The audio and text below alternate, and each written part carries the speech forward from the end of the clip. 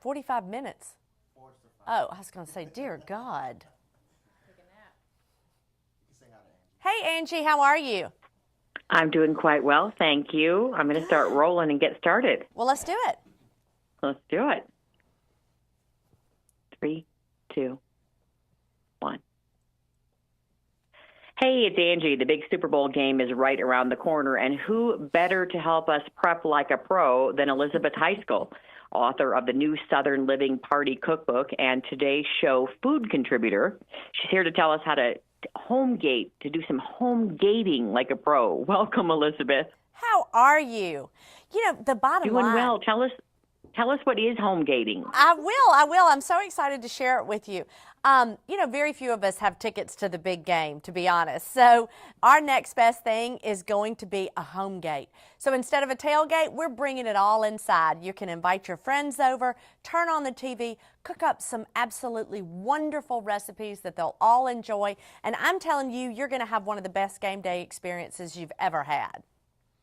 Well, I think for many of us that don't have the knack that you do, we get overwhelmed. So do you have ideas for things that are easy and fun that may not, intimidate us? I absolutely do. So I've teamed up with Farm Rich because they are the most valuable player when it comes to game day recipes. And one of their new recipes that I am obsessed with, it's a grilled cheese stick. So they've already done all the work for us. And what we did just to take it up another step, we have these wonderful little shot glasses. We filled them with tomato soup, so you can use that as a dipper. So you've got your soup, you've got your grilled cheese, and you've got one happy camper with that. The other thing is that I love loaded potato skins, and Farm Rich makes one of the best out there. And if you think about it, they're already shaped like a little football. And so we took sour cream, and then we piped little stripes on the loaded potato skin so that it looks just exactly like a football, like the stitching on a football. So those are fun, and exactly, it's so fun, it's so festive. It adds to the overall look of your table, which is what we want to achieve, this fun, home gate decor. The other thing that I am obsessed with are meatballs. And so if I can figure out any way that I can work that meatball into my tablescape buddy, I am. So we have Farm Rich mozzarella bites, and I made like a little stack with them. So we've got the mozzarella bites on the bottom, and then I skewered a meatball on top of that, put a little dollop of marinara on top of the meatball, and now we've got a fun hors d'oeuvre that everyone is going to enjoy. One of the recipes from my book, it's actually from the tailgate chapter, is a bacon bite. And this is probably the most popular recipe in this book. And it's only 3 ingredients. It couldn't be any easier. So it's a breadstick that then you take a piece of bacon and you wrap it all the way around that, and you roll it in brown sugar, and then you put those in the oven for, about 30 minutes until the bacon gets really nice and crisp. That brown sugar gets wonderful and caramelized. Oh, my Lord, you want to talk about something fun that your guests are going to enjoy. Fabulous. Boy, you're going to be thanking Jesus for bacon when you eat that. I'm telling you, you are. And the other thing we're going to be thanking Jesus for is this wonderful mimosa. So it's kind of a kicked up mimosa because it is game day. It's the big game, and we want it to be super special. So to our regular classic mimosa, we added a little bit of pineapple juice, a little bit of grenadine to it, just to make it even that much more festive. And mimosas, honestly, are something you can start drinking in the morning, and nobody's going to be judging you. Now, but just in case you did want to make it a mocktail, or if you had kids and you want them to have something fun to drink as well, you can always switch out that champagne for a little bit of ginger ale, and that will make it wonderful and festive as well. That's a great idea. And you mentioned the first one to me just sounds amazing with the shot glasses of the tomato soup. So they're actual little grilled cheese sandwich sticks.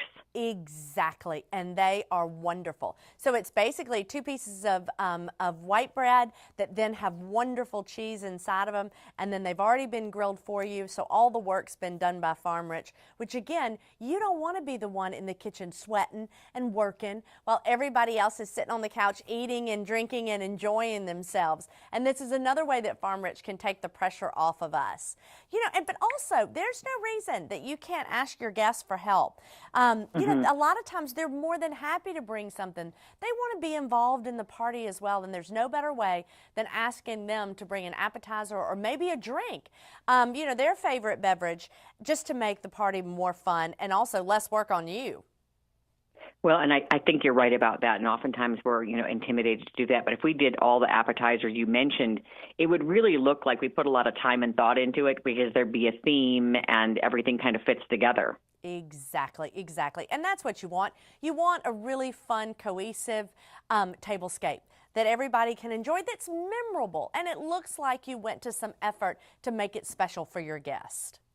Yeah, and Elizabeth, there's no shame in that game if you want to have another table where you put everything that all of your friends have brought. So you can have your fancy one and then be like, oh, I've got another table for all of the, everything everyone's brought. So we're going to put that all here and make that look nice as well. So you can have 2 separate tables set up if you want to keep your theme going. Absolutely. Or just go ahead and incorporate some empty platters on your tablescape, so that then when they do come with something, then you can say, okay, that platter there that's already empty, that's for yours, you put yours down, and then that way you control it. Otherwise, if they do bring something that that maybe is not as adorable as yours, you can always just put that in the kitchen. Right. Yeah, my aunt's rainbow Jello salad. Oh gosh, I know the one you're talking about. Please tell me it has marshmallows and maraschino cherries in it. It does. And I think coconut. Exactly. That's definitely one that needs to live in the kitchen. All right, give us the website for more info. Where do we go, Elizabeth? Oh, that's the best. So go to farmrich.com for all of these great game day recipes and more. Excellent. Farmrich.com. Thanks. It was a lot of fun, Elizabeth. Oh, take care, honey. Love you.